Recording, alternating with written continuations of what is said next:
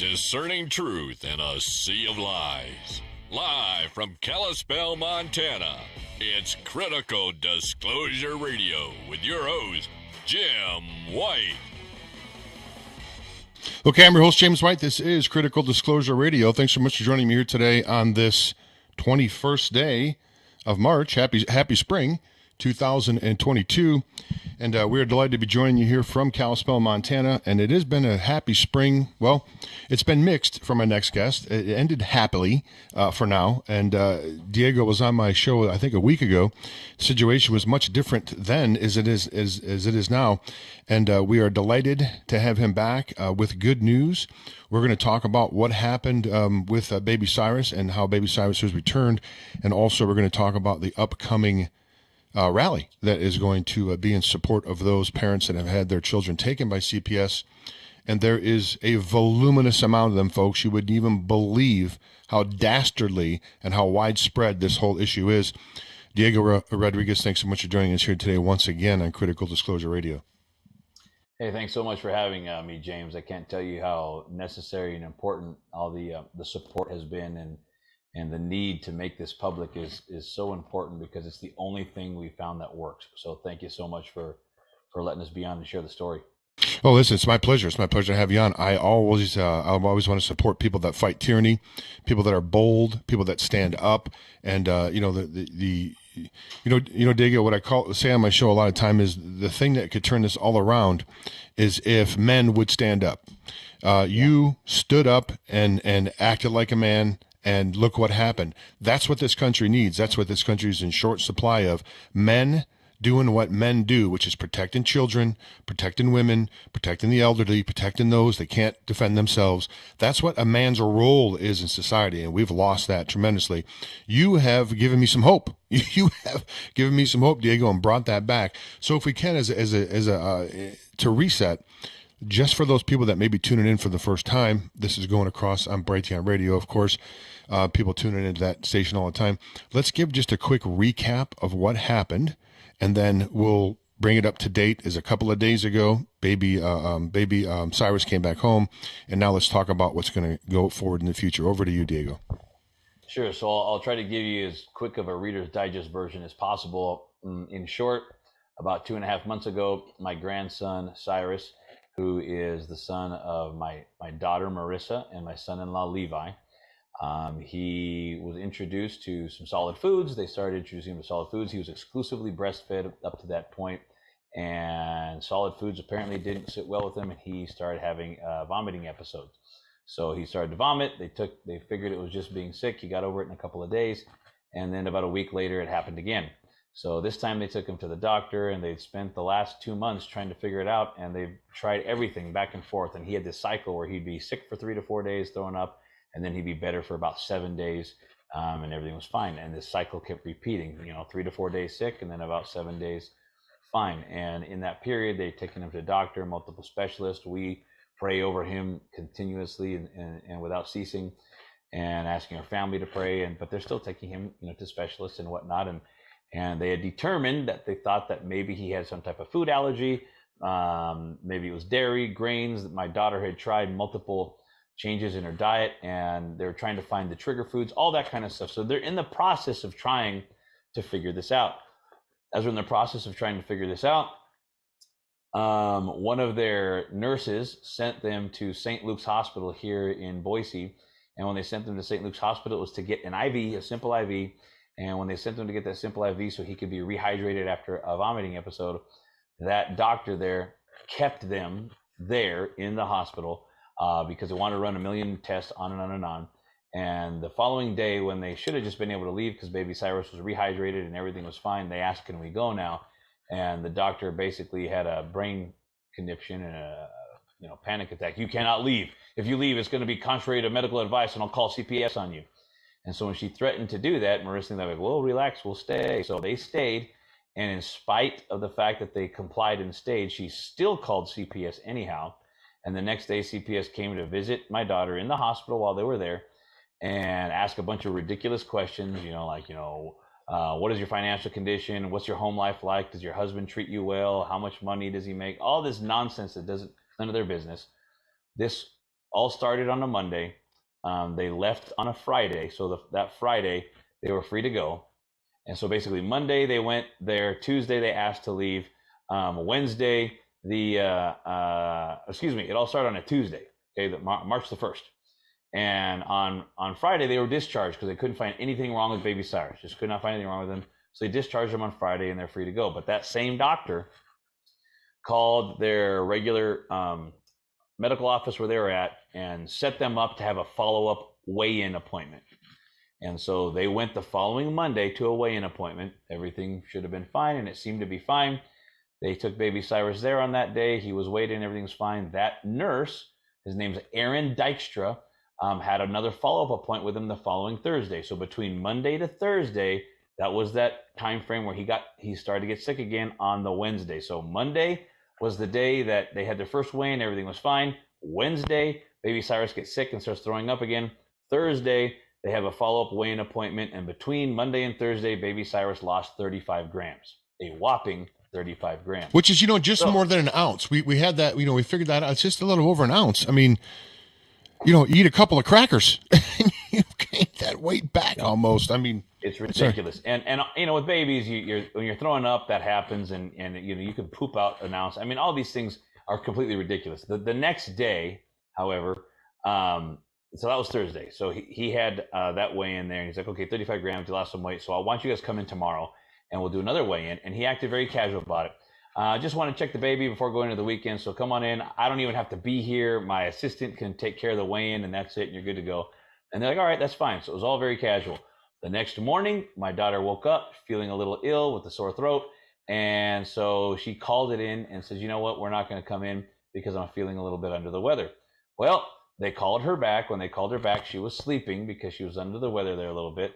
And when they called back and couldn't get a hold of Marissa, that stupid nurse, literally 20 minutes after the original appointment, so it was at 10 o'clock in the morning, and I have more details now than I had last week, James, because now we have all the medical records.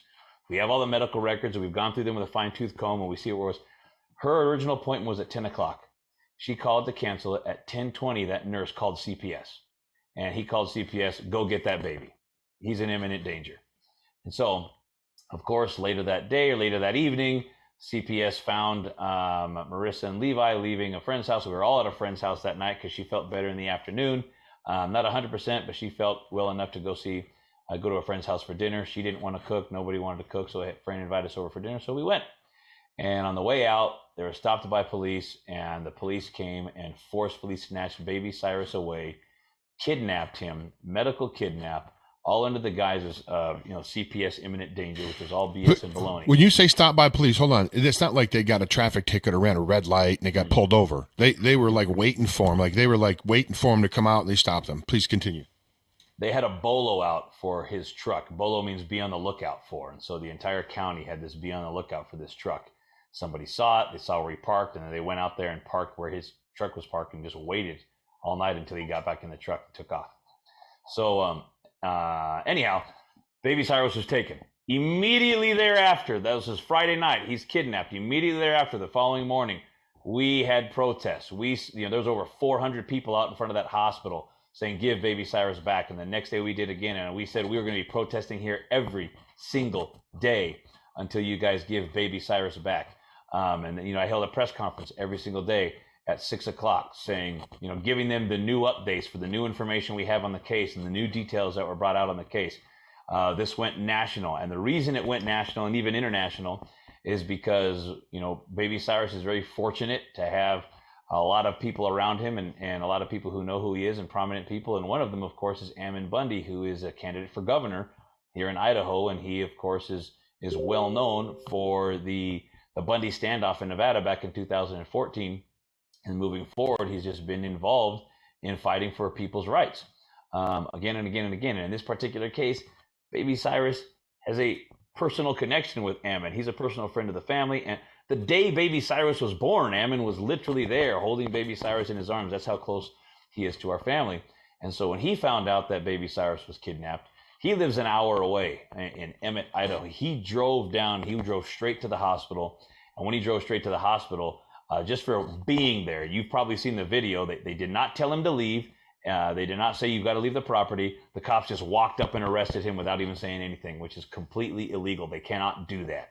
And they said it was trespass. So the news is, Ammon Bundy, candidate for governor, was arrested for trespassing. He was not trespassing. You can't be trespassed unless they tell you to leave. And they did not. So it's a big lie. Nevertheless, that probably ended up helping out this case more than anything in the world because it instantly overnight made it an international story.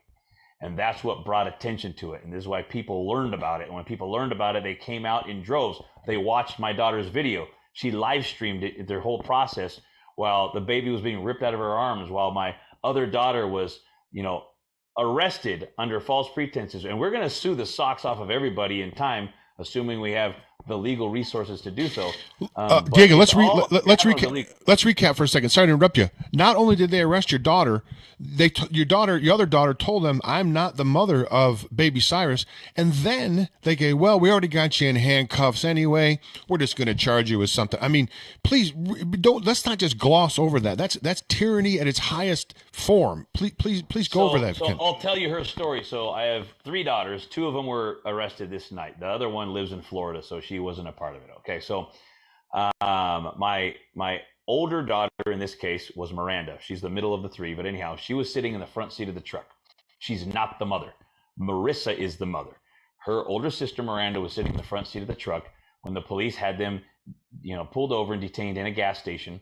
They were there at a gas station and they just started yelling at her, just belligerent thugs. These guys are completely belligerent. Watch the video and tell me that I'm wrong. Tell me that they're not acting out of control and belligerent. He's yelling at her, "Get your ASS out of the car." And she's like, "Why? What crime did I commit?" Now, my daughters aren't stupid. They've been raised and trained to know their rights, to know what's up. So she's, what crime did I commit? She asked, and you can see it in the videos, her exact words. They wouldn't respond. What crime you can't arrest somebody without telling them why they're being arrested. And she knew that. She's, "What crime did I commit?"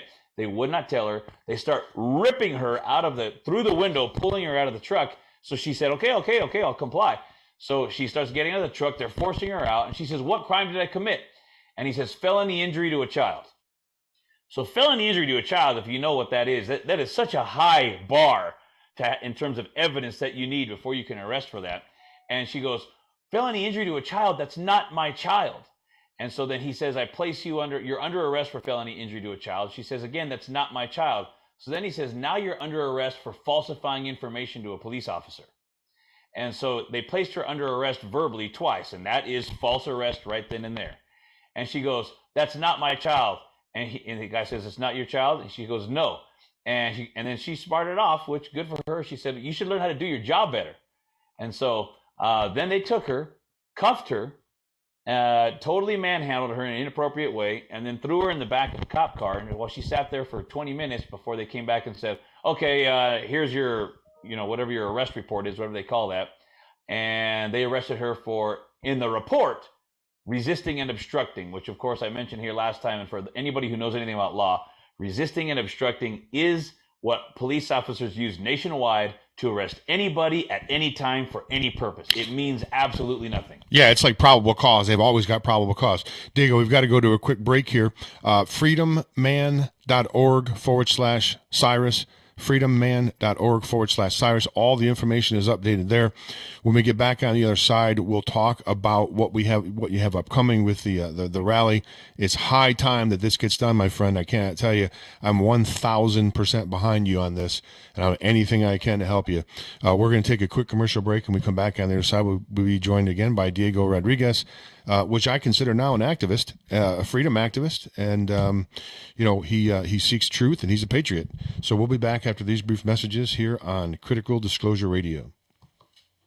Today's broadcast is sponsored by Heaven's Harvest Emergency Survival Food.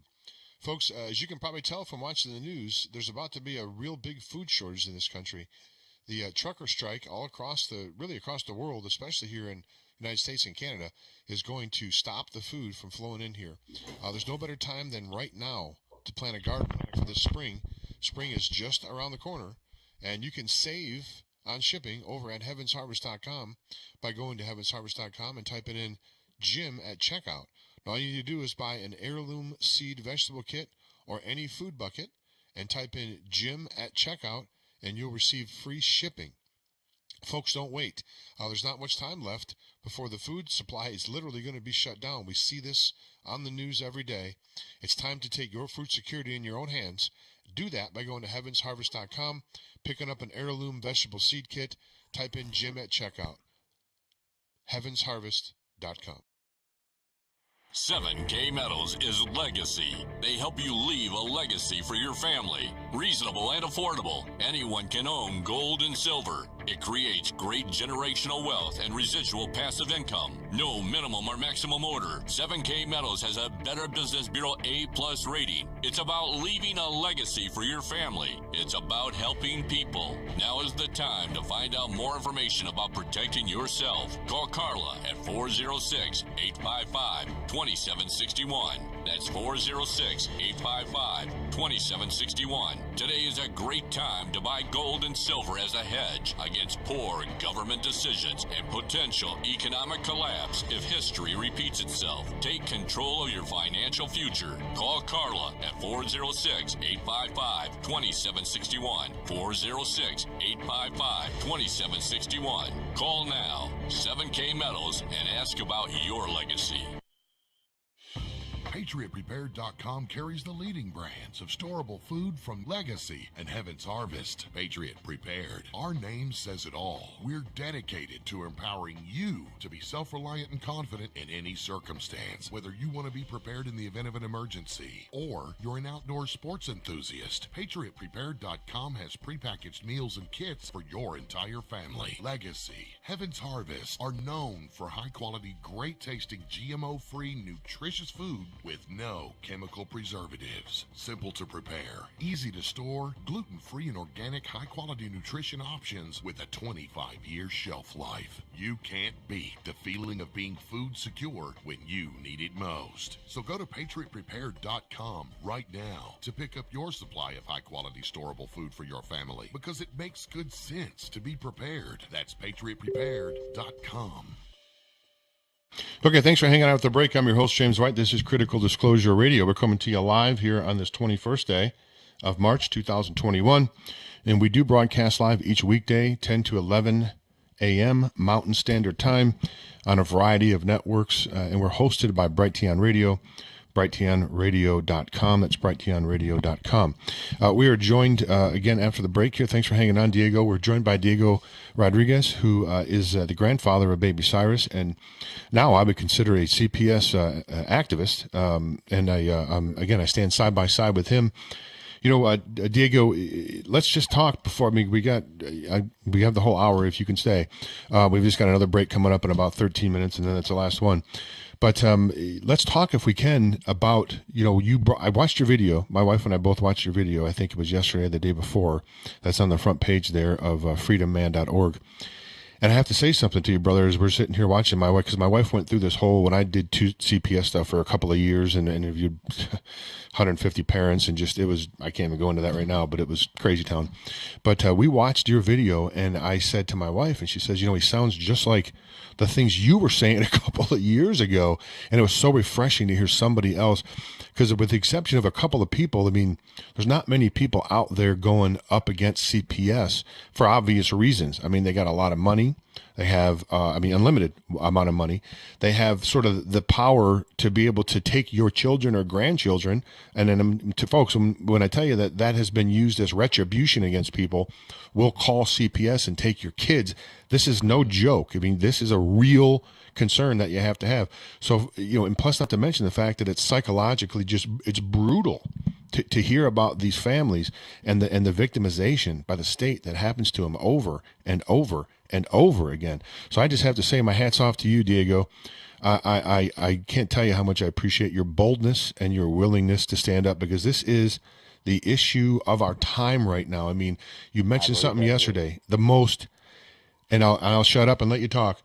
It is the true sense, child trafficking. It is the most prolific child trafficking organization that I've ever seen, is Child Protective Services, and that happens in every state and every county. Diego, can you comment on that? I'm going to go ahead and shut up here for a while.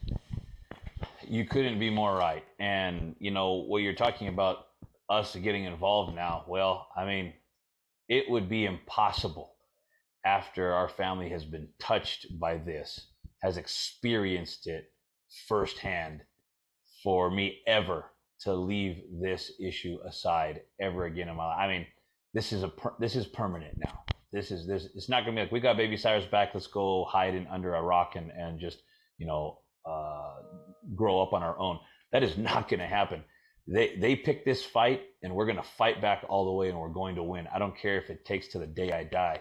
We're gonna dismantle this child trafficking organization called CPS, period, end of sentence, because it is literally the greatest evil of our time. And we're so focused on so many things. And I would even concede, or I would not concede, I would even say that this is at least on par with the abortion problem that we have in America. And of course, abortion is what we consider to be typically the most important issue, because it's very public. There's so many people fighting about it. We know how wicked it is. It's so easy to see how wicked it is, because you're literally murdering innocent babies in their womb.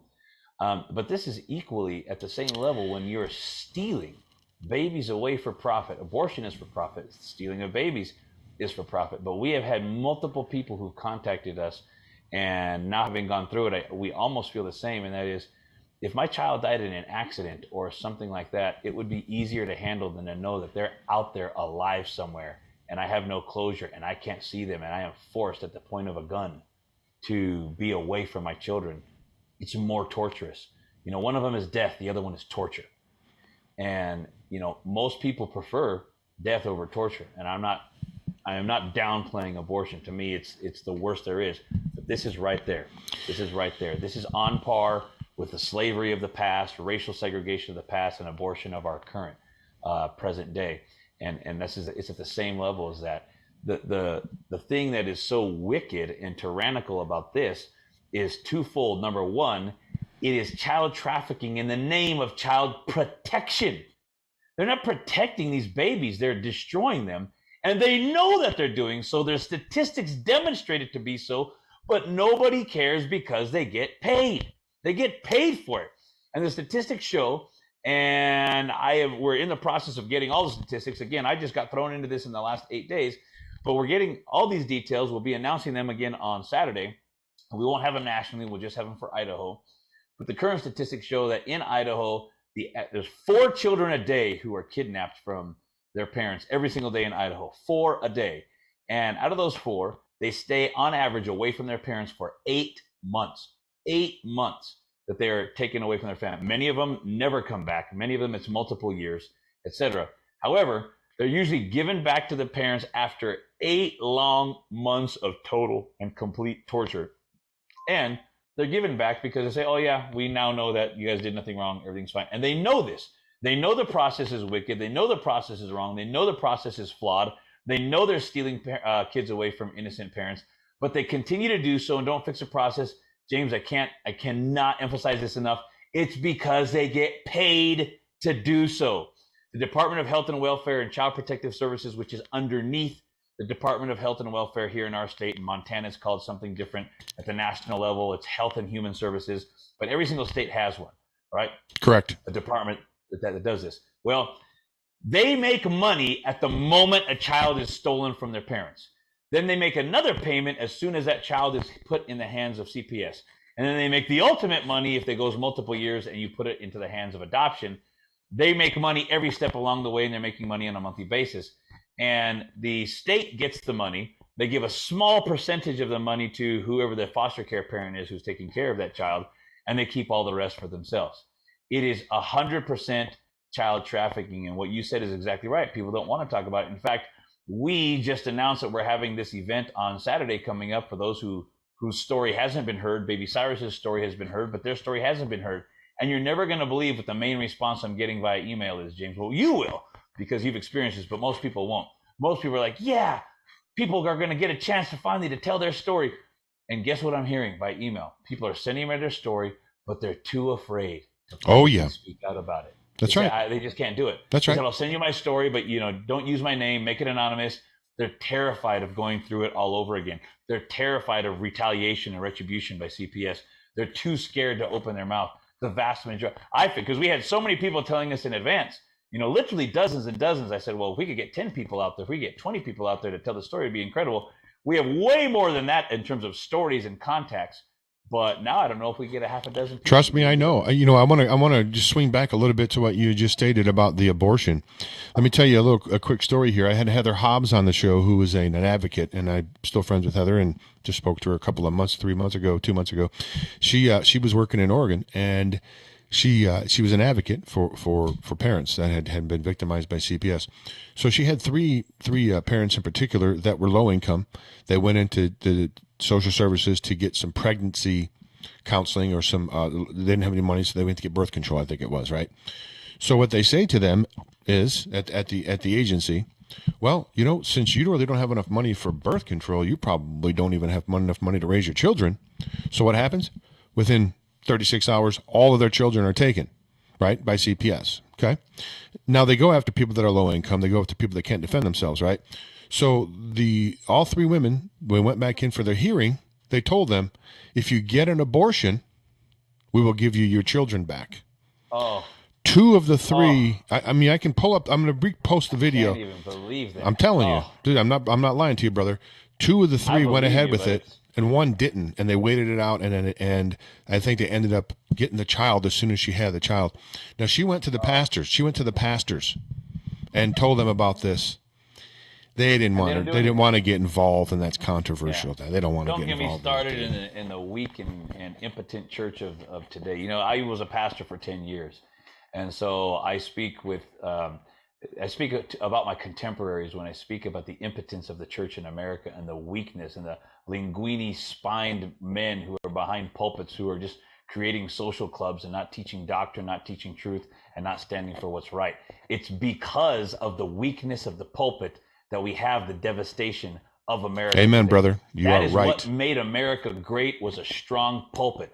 That is exactly why we had such a great country for, over a century. And with the degradation of the truth behind the pulpit and the increasing amount of materialism and popularity and all the crap that goes along with modern day, what we call churchianity, that is what gave us what we have here today. And never was this more on display than during the 2 years of COVID, when all these churches are shutting down and they're complying with government.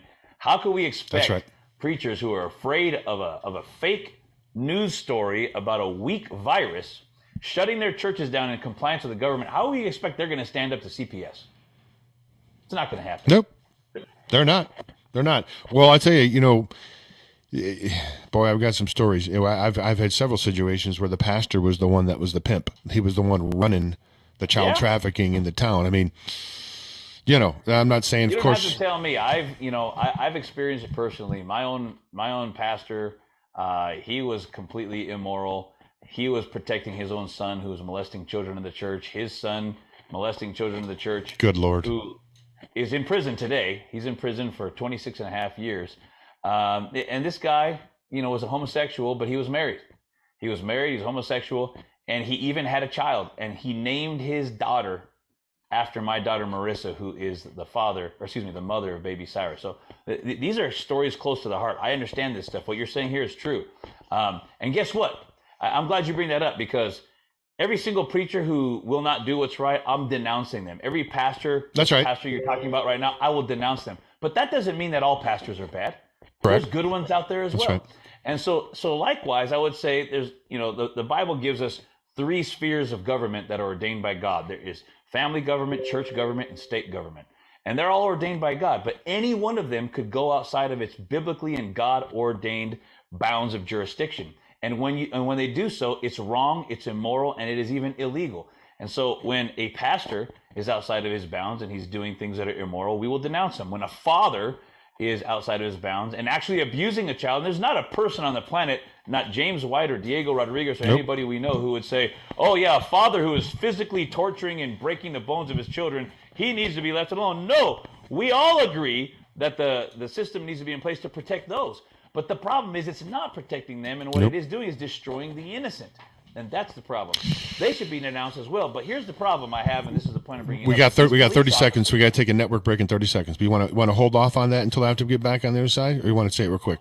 I'll say it super fast, and then we'll bring it back. These police officers who are destroying families' lives, they likewise need to be denounced, and I call on all other police officers to denounce your contemporaries who are making all the rest of you look That's bad. right. That's right. Folks, we got to take a quick network break. freedomman.org/Cyrus, criticaldisclosure.com, criticaldisclosure.com. We'll be back after these brief messages.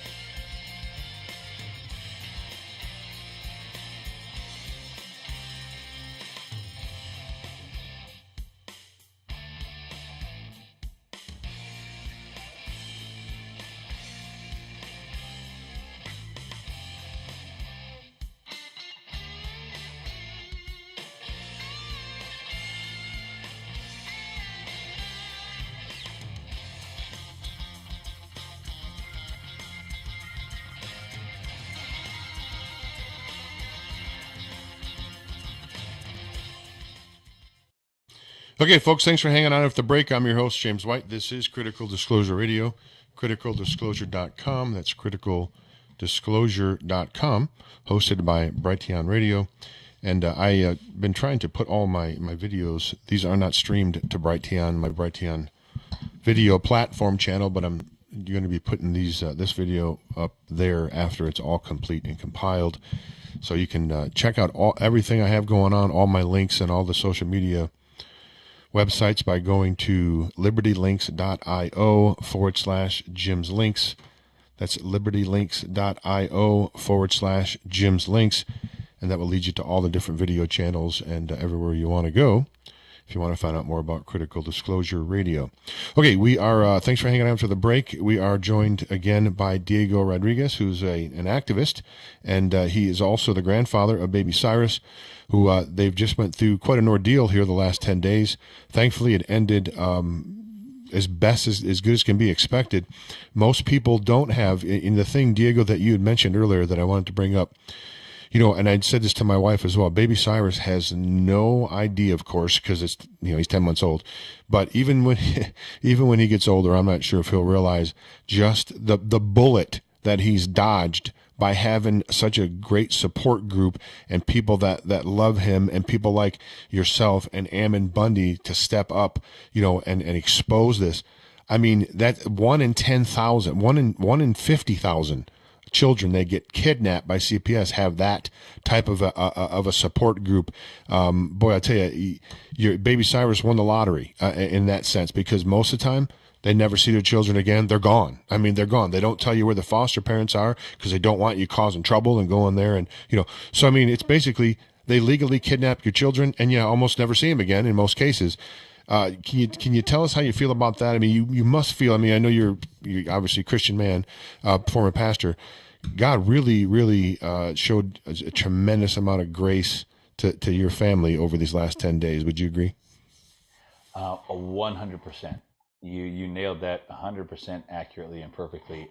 We cannot be thankful enough to God. We cannot be thankful enough to what He has done for us. I mean, we give all glory and honor to our Lord and Savior Jesus Christ for saving Baby Cyrus. Amen. And I want to say that we also, though, recognize that when God does miracles and when God does great work, He often uses human agency to do so. And so we are so thankful. We give God all the glory and praise, and we thank every single one of you people out there who was praying, who was fast. I mean, we have people said they're praying and fasting, and people who are sending in comments, and people who are making phone calls, and people who are sending emails, and literally thousands of people sending their support, people sending donations so that they can have legal support and get their medical bills paid. And obviously Levi and Marissa aren't working, so they need financial support just to survive this whole thing. And that's a secondary thing that we found out afterwards, a secondary reality. They break you. They break you. They break you financially. They will break you. And so people give up because they're broken. They cannot survive. And we're already being told that this legal bill is going to rack up to over $250,000 before we finish this out. And it's going to get really heavy here in the next, 3 to 4 weeks, because we have another hearing on April 8th. And then after that hearing, if we want to have true accountability, we have to sue everybody. And the process of suing everybody is incredibly expensive. That's going to be even more. And so they break people, but you people have been donating, and that has helped my children so much. I mean, it's the only thing that's allowed them to make it here this last week. And so you're 100% right. The support network is everything. But before I answer that, James, I do want to say something else, and that is I believe now more than ever in the principle of community. And what I mean by that very specifically is people of like-minded faith and beliefs coming together geographically to support one another. There's been this whole idea, the American Redoubt and all this up in northern Idaho, and that's been going on for a long time. But I just mean, if you are someone who believes in freedom, if you're someone who believes in liberty, it is not wise to be stranded in the middle of some state, in the middle of some place, all by yourself and not having a network of supporters to help you and support you. Because when you need it most, nobody's going to be there to help you, even if they ideologically support you. You need to be around a community of like-minded people.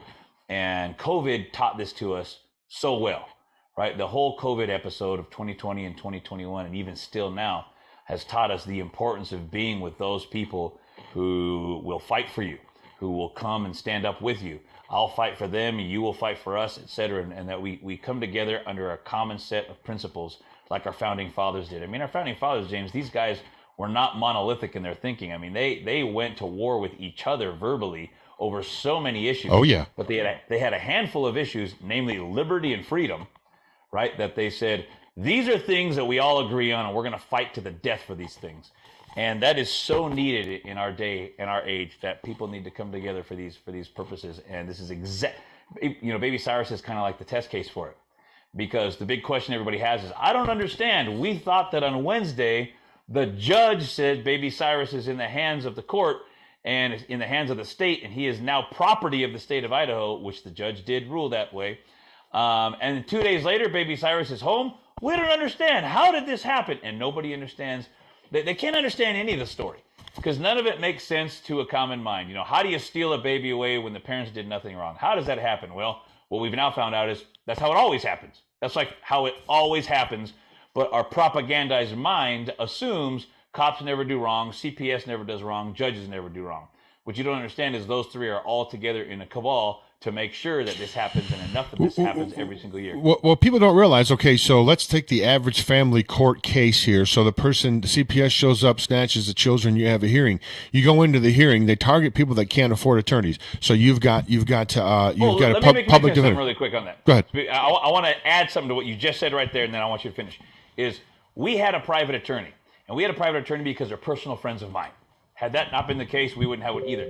When they went in there, the assistant at the courthouse who's filing the paperwork, working with the clerk, when the attorney goes in there to file whatever paperwork he files, she says, "Wow, you're a private attorney? I've worked here for over 2 years, and this is the very first CPS case I've ever seen with private counsel." Oh, yeah. Oh, yeah. That is, I didn't know that's a good story. So what happens is just like you just stated. So a mother, usually a single mother, they go after a low income single mother. So she's in court now with a court appointed attorney. She's in front of the prosecutor who's works for the state. The stenographer works for the state. The bailiff works for the state. The judge works for the state. And her attorney works for the state. They're all getting paid from the same pool of money. She's alone. He or she, typically she, stands alone against all. I mean, it's every battle's a David against Goliath, and they send him to this court, and they don't have any stones or a sling. I mean, that's what it comes down to. Right. That's exactly right. And what we found is it's all a kangaroo court anyhow. It's just a dog and pony show because it's all rubber stamped. That's right. Nothing matters. Whatever you say is irrelevant. The evidence is irrelevant. None of it matters. They just rubber stamp, bam, bam, he's off to the state. Just like that. It just doesn't matter. So the whole thing is all bogus in the first place. But what you said initially is 100% right. Baby Cyrus, he totally won the lottery. God was so gracious to him, and all of the support came out. How many other cases, you've been doing this for years, how many other cases had 400 plus people show up to protest the next day after the baby was stolen? Not one.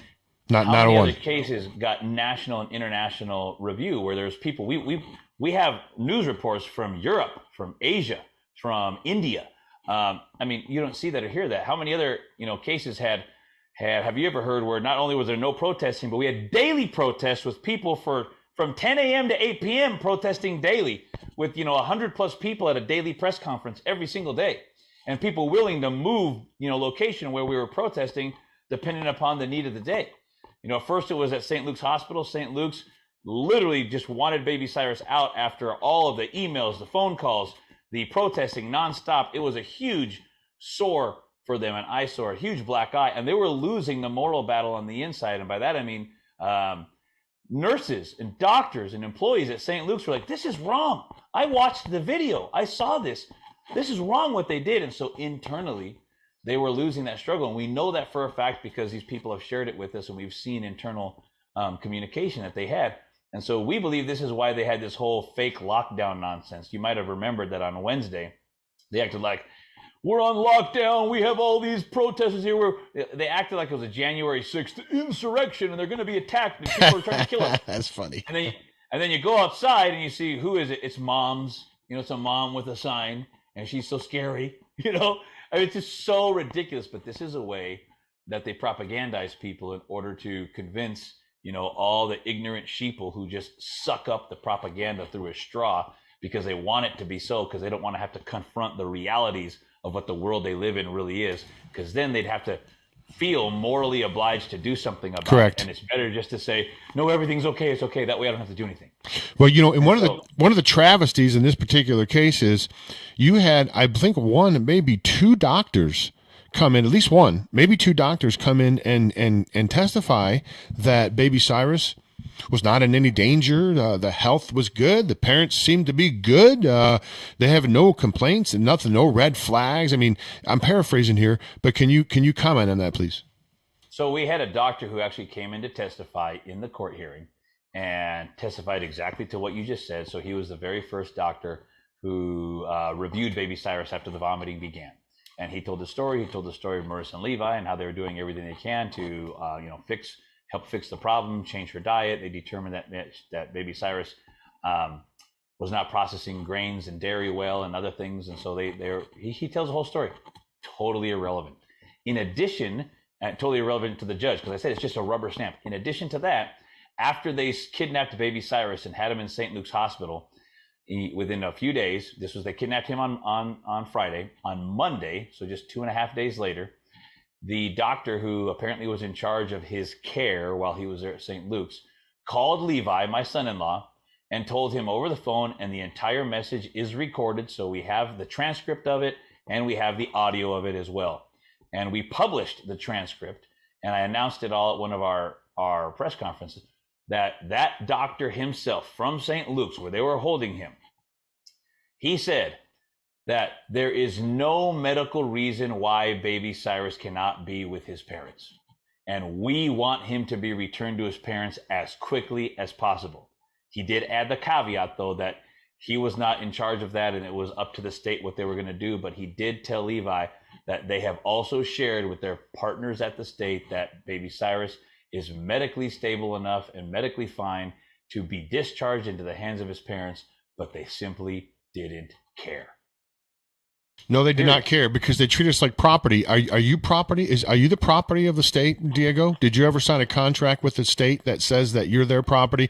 How about the service corporation? Because they're all service corporations. They're not even really quote unquote government organizations. They're service corporations that perform services for the government. And the Supreme Court ruled that any agency that has become incorporated has no more rights than any other corporation. They don't have any more power over you than the general manager of the McDonald's does in your town. And I'm not joking when I tell you that, folks. When I say that, people say, come on, Jim, you're crazy. I'm telling you, do the research. I studied this stuff for years. When I'm telling you that they don't have the authority, any more authority than the McDonald's manager, I'm not just making that up. Diego? You are 100% right legally, and I've just learned this in the last 8 days. Legally, you're right, but until they're held accountable, it goes on. So they don't have any more legal authority. But, you know, if the manager at McDonald's was able to control police officers and say, go over here and arrest James White, and they arrest you, and you say, you don't have authority to do this, but they do anyhow, and then the entire mainstream media comes out against you, and then they break you financially, there's nothing you can do about it. And that's what goes on, and that's what happens to everybody else. So legally, your argument is 100% correct. But pragmatically, and what happens in the real world is it doesn't matter, because they keep doing it over and over and over again, and they're never held accountable. And because they're never held accountable, it goes on and on and on. And they got the guns. And they got the guns, of course. They have the guns. And we've had, multiple legislators. We have many legislators here in Idaho are our family friends. Many of them, were there congratulating Marissa and Levi when Cyrus was born. They've known him for these last 10 months. When this happened, it was close to many of them. Legislators are contacting the governor's office, contacting the attorney general, doing everything they can. They're being told that they can't do anything about it. The lieutenant governor of Idaho, who incidentally, and this is pretty awesome because it shows that this transcends politics. I'm not a supporter of hers on the political spectrum, and she probably wouldn't be a supporter of mine either. But we both recognize this transcends politics, and she did what she could. She tried to make a phone call. She tried to send an email to get somebody to investigate CPS, and she shut down. And they're telling her, and basically it works like this. These people point the finger at the Department of Health and Welfare. Department of Health and Welfare points a finger back at another department. Everybody's pointing the finger out. Nobody can do anything. It's all just a bunch of nonsense. And so again, nobody claims responsibility or accountability. Nobody says anything can be done about it, and it just continues to go on and on and on. So nobody's held accountable. So this brings us to the great question. Well, then how did Baby Cyrus get back in the hands of his father and mother? And I think this is the most important question to be answered for all of your listeners, James, because I know you got them in Montana and Idaho and all around the country. I'm here to tell you guys, if you try any other method other than what I'm going to tell you right now, it won't work. Because I'll give you an example of somebody who contacted me who has the exact same story. It wasn't for the same reason that his baby was taken, but it was his exact same story in terms of his baby being taken, going before the same judge, Judge Lori Fortier here, Child Protective Services, who's the judge over these cases. Same story. And he said his baby was taken away, the children was taken away, and he had evidence, he had witnesses, and he has spent over $200,000 out of his own pocket to fight for his case. And in spite of the witnesses, in spite of the proof, in spite of the evidence, he said, Judge Lori Fortier took my children away. And he's broken. How many people can spend $200,000 fighting a case? He's done. He's toast. It's over. And this happens over and over again. So when you just try the legal route, it doesn't work. because the judges are corrupt. They're part of the cabal. It flat doesn't work. So if you say, well, I'm going to fight this legally. Sorry, you're going to lose. Everybody does. Because you're asking the system to check itself. And they're all bar members. All these attorneys and judges, they're all bar members. They agree to a secret pact that supersedes the Constitution. Again, I've done 7 shows on this before on Northwest Liberty News. Just look at the 12 presumptions of the Roman court. When you walk into the court, you're presumed to be crazy, and you can't even really fend for yourself. I mean, it's all a big fraud. It's one big con, and we're all the marks. We're just unwitting marks. We just don't even realize that we're being conned. I mean, I do, you do, but now more people are. But when I tell you, folks, this is the biggest con. This whole corporate government structure that's been put in place, biggest con in the whole entire in the history of the world, perhaps. And one of the things, and one of the big things, the way they make their money, CPS. That's a huge, huge cash cow. And what you stated earlier is correct. The reason that you don't have people very high up going after CPS too much and trying to reel them in is because that money that covers a lot of the gaps that they have. And they if they run low on money, then people look at them and going, hey, you're not managing things properly. So they just suck that money out of the CPS money, and they use that to make sure that all the spending looks good. It's a fraud, folks. Sorry, go ahead. And not only that, but the legislators themselves are getting paid, and it's a triangle. So here's a big difference between the U.S. American corruption and, let's say, third world country corruption. In third world country corruption, you got some narco trafficker who just pays off the government, and you're done. That's it, right? They just control it. You go down to Mexico, and the whole government is controlled by the narco traffickers. Colombia, same story. Ecuador, same story. And you go back, to the Middle East, and you got all this corruption over there in Africa, same story. So it's direct access to corruption. We try to act like we're not corrupt in the U.S., so we have rule and order. But all that happens here is it goes through multiple hands, but it's the exact same story. And instead of them being illegitimate, like, Pablo Escobar or El Chapo or something, they're just legitimate corporations like Johnson & Johnson or Moderna or Pfizer or something like that. But the process is the same. And here in Idaho, let me describe who it is very specifically. The largest lobbying group who has all the power and control in Idaho, who owns the entire legislature, owns the governor, owns the attorney general, literally owns all these guys. The Speaker of the House, Scott Bedke, Lawrence Wasden, our attorney general, who's worthless, Brad Little, who's our governor. I call him non-binary Brad Little. He's total trash. And they're all owned by IACI. IACI, the Idaho Association of Commerce and Industry. They're all in bed with one another. This is not my claim. These are facts, and just look into it yourself. You'll see it. Brad Little used to be the director of IACI. His chief of staff was the former director, vice president of IACI. IACI has all the donations to all of the legislators, control all of them. They control the entire legislature, period. There's like 10 Liberty legislators who are not controlled by IACI, and all the other ones are controlled by IACI. Well, guess who the biggest donors to IACI, guess who the largest members to IACI are? The medical establishment, St. Luke's Hospital, St. Alphonsus Hospital. So these big hospitals are the ones who donate to IACI to give them all their money.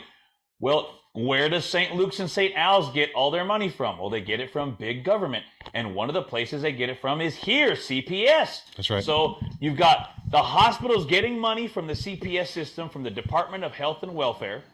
They take that money, they give it to IACI. IACI takes that money and they control all the legislature and all the politicians. So they're in control. So you think they're going to stop the cash flow? No, they're not. And just because it went through 2 hands before it got straight to them, that doesn't make it any less corrupt than a bunch of narco traffickers doing the same thing in South America. Yep, the results are the same. They've just gotten really slick about how to do it. Well, tell us about here. We've got only about, believe it or not, I can't believe things went so fast. About 2.5 minutes left in the broadcast. Tell us what's going on here with the rally. Give us the locations. I'm going to bring up the website here real quick while I'm talking to you. So go ahead. So first, let me just say super fast the reason why we got them back, because that's a question nobody ever wants answered, and I'll tell you. It is because of the protesting.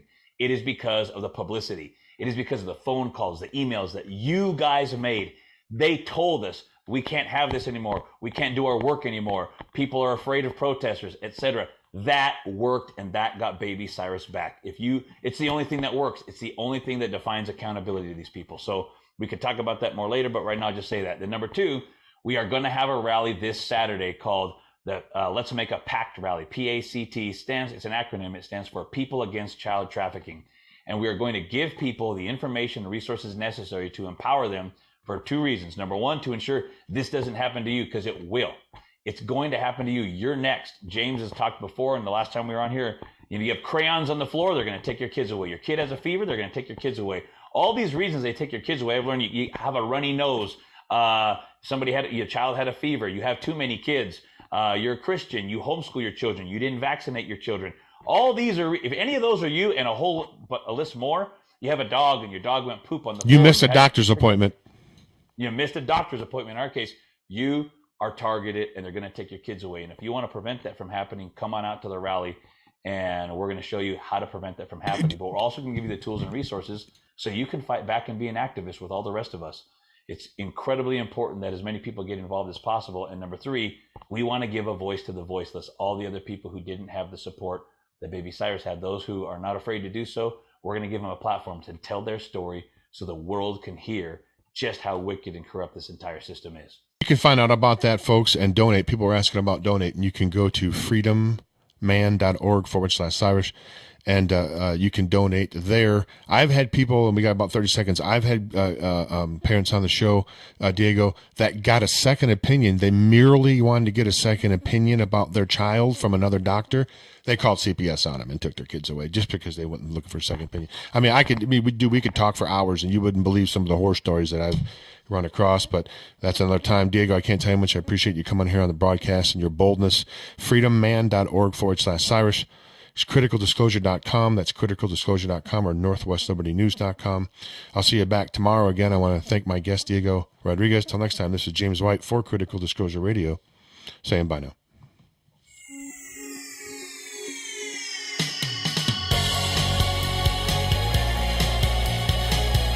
Thank you, brother.